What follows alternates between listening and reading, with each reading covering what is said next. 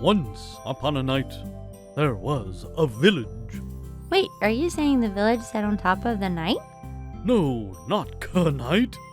The other night. What other night? Last night?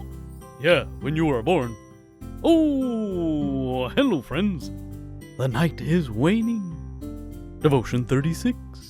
Eli had made an assumption about Hannah, an assumption that turned out to be completely wrong. He accused her of being drunk. Here was her response to him. 1 Samuel 1:15. And Hannah answered and said, No, my lord, I am a woman of a sorrowful spirit. I have drunk neither wine nor strong drink, but have poured out my soul before the Lord. Count not thy handmaid for a daughter of Belial, for out of the abundance of my complaint and grief have I spoken hitherto.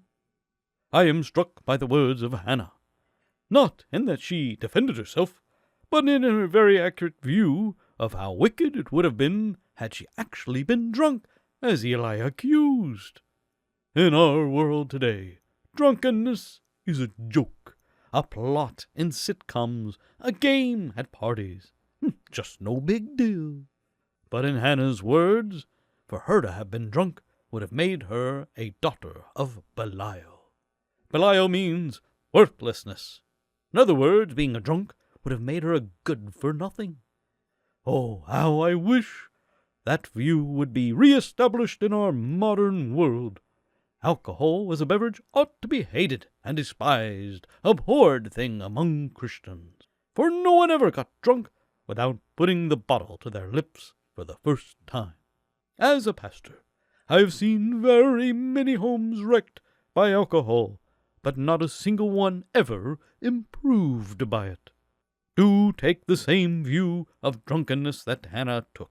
In order to avoid ever becoming a drunk, determined to do the one and only thing that is 100% successful at avoiding it, never drink alcohol at all. A good message. Life is difficult enough already.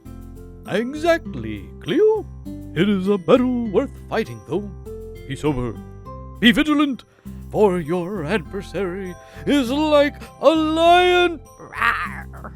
Well, something like that. Have a blessed day, folks.